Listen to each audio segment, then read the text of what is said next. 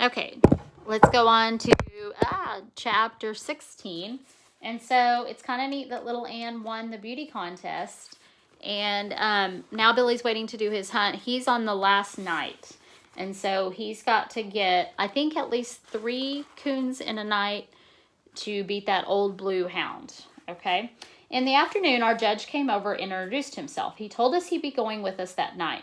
About sundown, we piled in our buggy and drove a few miles downriver. I noticed other hunters doing the same thing. Everyone was trying to get away from the already hunted territory. It was dark by that time. Grandpa stopped. I untied the ropes for my dogs. Little Ann reared up on me and whined. Old Dan walked off a few yards, stretched his body, and dragged his claws through the soft-bottom soil. Opening his mouth, he let out one loud bawl and then disappeared in the thick timber. Little Ann was right on his heels. We took off after them. Grandpa got nervous. He said to me, "Don't you think you ought to whoop to them?" I told him to wait a little while. There would be plenty of time for whooping.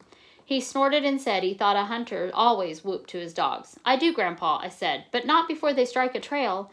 We walked on. Every now and then we would stop and listen. I could hear the loud snuffing of old Dan. Once we caught a glimpse of little Ann as she darted across an opening that was bathed in moonlight. She was as silent as a ghost and as quick as a flitting shadow. Papa said, "It sure is a beautiful night for hunting." The judge said, Can't beat these Ozark Mountain nights for beauty.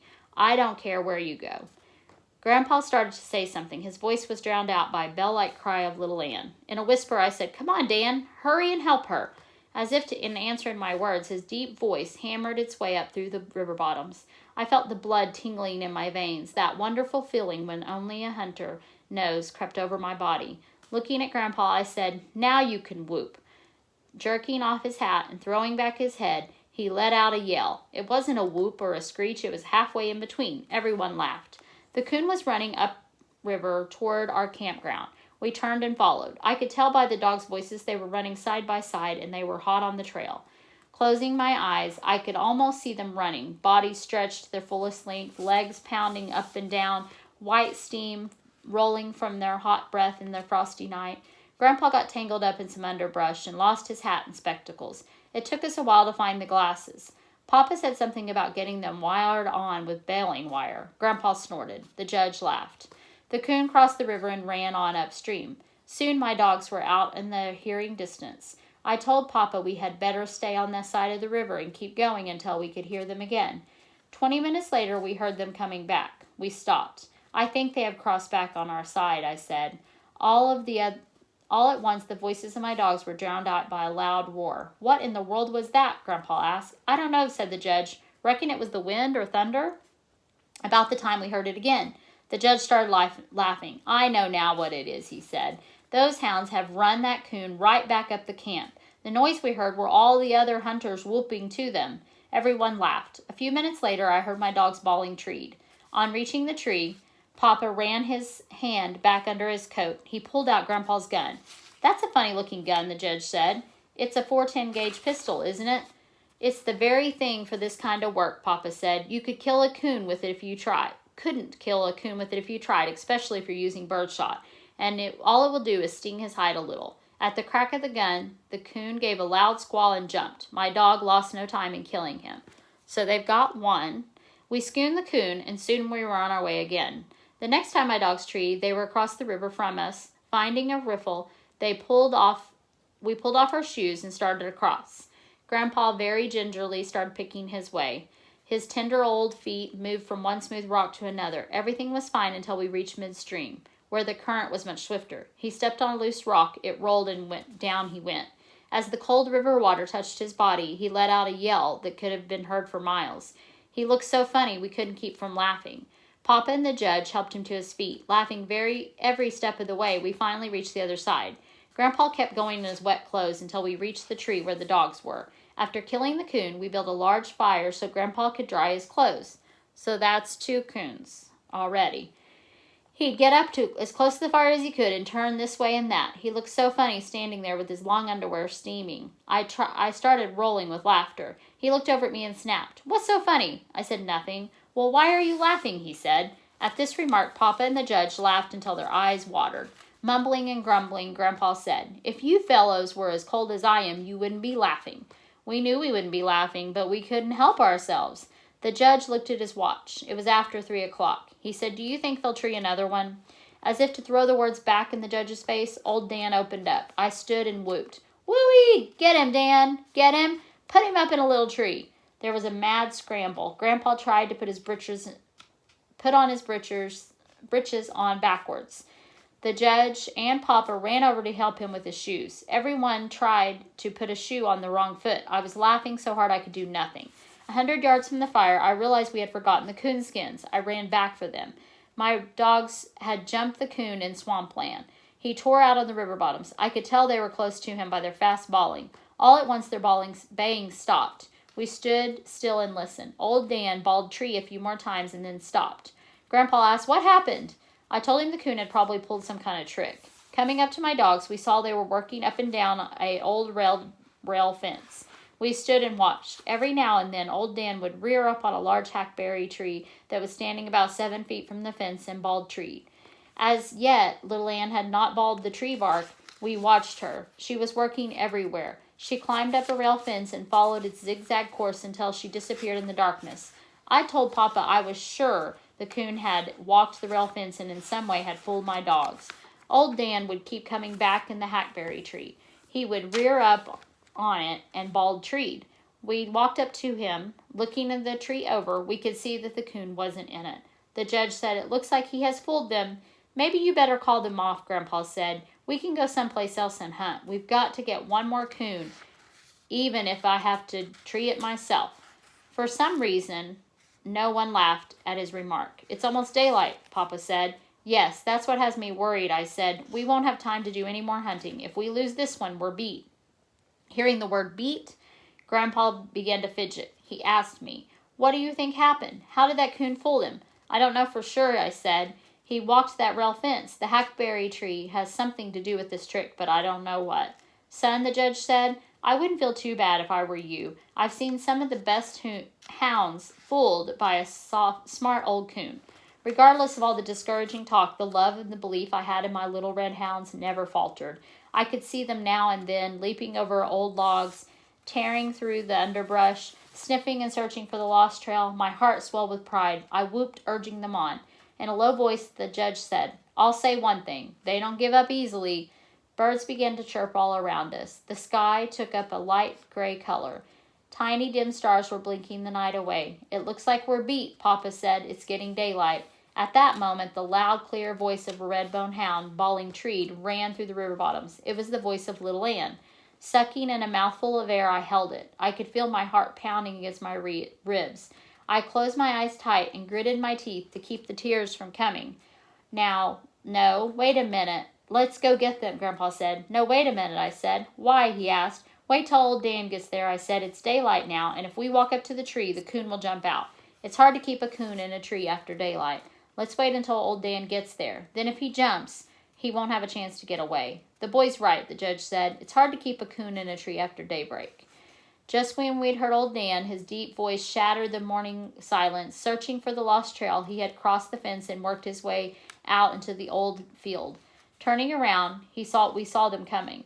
He was a red blur in the gray morning shadow. Coming in to the rail fence, and without breaking his stride, his body raised into the air. About halfway over, and while still in the air, he bawled. Hitting the ground with a loud grunt, he ran past us. Everyone whooped to him. Ahead was a deep washout about 10 feet wide.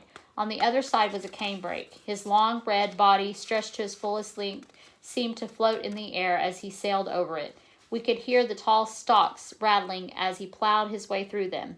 A bunch of sleepy snowbirds rose from the thick cane, flitted over, and settled on a row on the old rail fence. Nearing the tree, we could see it was a tall sycamore, and there, high in the top, was a coon. Grandpa threw a fit. He hopped around, whooping and hollering. He threw his old hat on the ground and jumped up and down. Then he ran over and kissed little Ann right on the head. After we killed and skinned the coon, so that's 3, the judge said, "Let's walk back to the old fence. I think I know how the old fellow pulled this trick." Back at the fence, the judge stood and looked around for a few minutes. Smiling, he said, "Yes, that's how he did it." "How?" Grandpa asked. Still smiling, the judge said, "That old coon walked this rail fence. Coming even with the hackberry tree, he leaped up on the side and climbed up. Now, notice how thick the timber is around here. See that limb way up there on the top? The one that runs over and almost touches the sycamore? We saw what he meant. The coon walked out on the limb, he said, leaped over, and caught the sycamore limb. Repeating this over and over from tree to tree, he worked his way out into the river bottoms. What I can't figure out is how that hound found him. Gazing at little Ann, he shook his head and said, I've been hunting coons and judging coon hunts for 40 years, but I've never seen anything like that. He looked at me. Well, son, he said, you have tied the leading team. There's only one more night of eliminations. Even if some of them get the 3 coons, you still will be in the runoff, and from what I've seen here tonight, you have a good chance of winning the cup. I knew that little Ann had scented the coon in the air, the same as she had scented the ghost coon. I walked over and knelt down by her side. The things I wanted to say to her I couldn't for the knot in my throat, but I'm sure she understood. As we came to the campground, the hunters came out of their tents and gathered around us. The judge held up 3 big coon hides. There was a roar from the crowd. One man said, That was the most beautiful sight I've ever seen. What was a beautiful sight? Grandpa asked. Last night, those little red hounds brought that coon right through camp. The judge said, We figured they did when we heard the noise. Laughing, the man said, We heard them when we ran by the other side of the river. Way up over, they crossed over. We could tell they were coming back, so we doused all the fires, and sure enough, they came right through our camp.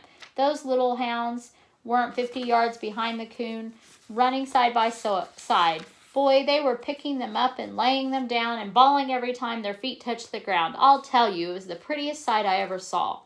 When the judge started telling about the last coon little Ann had treed, I took my dog over to the tent and fed and watered them. After they had their fill, I gave them a good rub down with a piece of gunny sack. Taking them out to the buggy, I tied them up. I stood and watched while they twisted around in the hay making their bed. That day, I tried to get some sleep in our tent, but the soaking grandpa had taken in the river had given him a cold, causing him to snore. I never heard such a racket in my life. I've sworn he rattled the paper sacks in our grocery boxes. Taking a blanket, I went out with my dogs. Little Ann had wiggled up close to old Dan as she could. Prying them apart, I lay between them and fell asleep. The last night in the eliminations turned out like the second night. None of the judges turned in more than 2 hides. That day, about noon, the owners of the other winning teams and I were called for a conference with the head judge. He said, Gentlemen, the eliminations are over. Only 3 sets of hounds are left for the runoff. The winner of tonight's hunt will receive the gold cup. If there is a tie for the championship, naturally there will be another runoff. He shook hands with each of us and wished us good luck. Tension began to build up in the camp. Here and there, hunters were standing in small groups talking. Others could be seen going in and out of the tents with rolls of money in their hands. Grandpa was the busiest one of all. His voice could be heard all over the camp. Men were looking at me and talking in low tones. I strutted like a turkey gobbler. That evening, while we were having a supper, a hunter stopped by. He had a small box in his hand. Smiling, he said, Everyone has agreed that we should have a jackpot for the winner.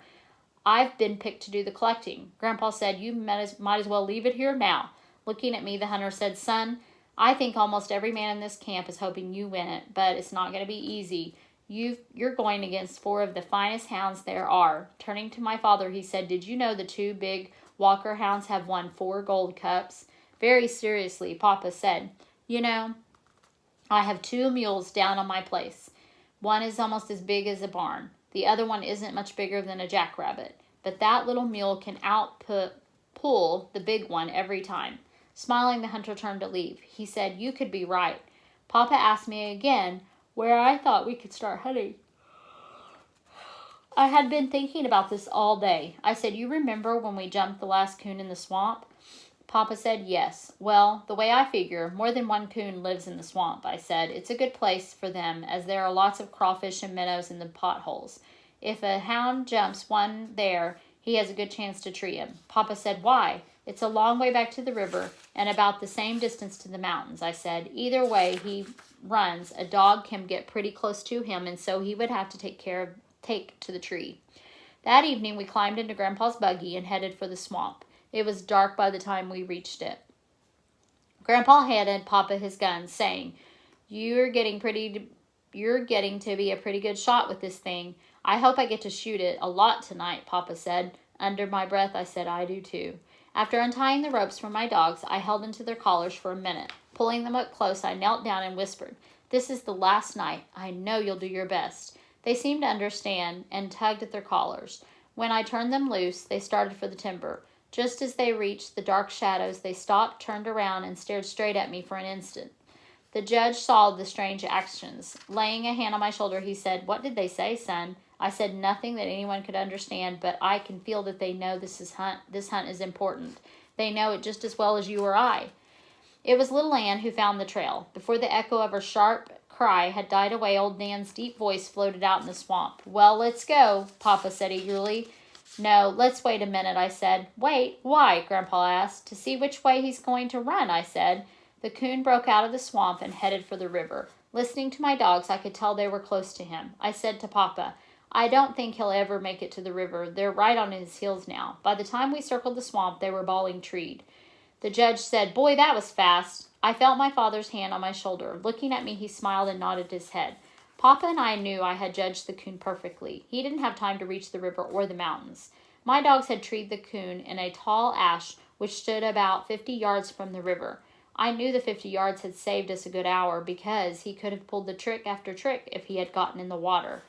We spied the coon in the topmost branches. At the crack of the gun, he ran far out on the limb and jumped. He landed on an old fallen treetop. He scooted through it, climbing on the other side. Coming out on the other side, we ran for the river. The tangled mass of limbs slowed my dogs, and they all but tore the treetop apart, getting out of it. The coon was just one step ahead of them as he reached the river. We heard them hit the water. Running over, we stood and watched the fight. The coon was at home in the river. He balled up in old Nan's head, trying to force himself under. Before he knew it, little Ann reached up and pulled him off. In a scared voice, Papa said, That water looks deep to me. Maybe we better call them off, said the judge. That's a big coon, and he could drown one of them easily in the deep water. Call them off, I said. Why, you couldn't whip them off with a stick. There's no use for anyone to get scared. They know what they're doing. I've seen this more times than one. Grandpa was scared and excited. He was jumping up and down, whooping and holler. Papa raised his gun to aim. I jumped and grabbed his arm. Don't do that, I yelled. You're sure to hit one of my dogs. Round and round in the deep water and the fight went on. The coon climbed on old Dan's head and sank his teeth into one of his long, tender ears. Old Dan bawled with pain. Little Ann swam in and caught one of the coon's hind legs in her mouth. She tried to pull them off. All three disappeared under the water. I held my breath. The water churned and boiled. All three came back to the top about the same time. The coon was between the bank where we were standing on and my dogs. He swam toward us. They caught him again just as he reached shore. He fought his way free and ran for the large sycamore. Old Dan caught him just as he started up. I knew it was the end of the fight.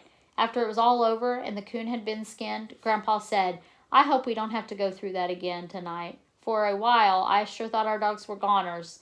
The judge said, Well, have you ever seen that? Look over there. Excuse me. Old Dan was standing perfectly still with eyes closed and head hanging down. Little Ann was looking at his cut and bleeding ears. She always does that, I said. If you watch, when she gets done with him, he'll do the same for her. We stood and watched until they finished doctoring each other. Then, trotting side by side, they disappeared in the darkness. We followed along, stopping now and then to listen.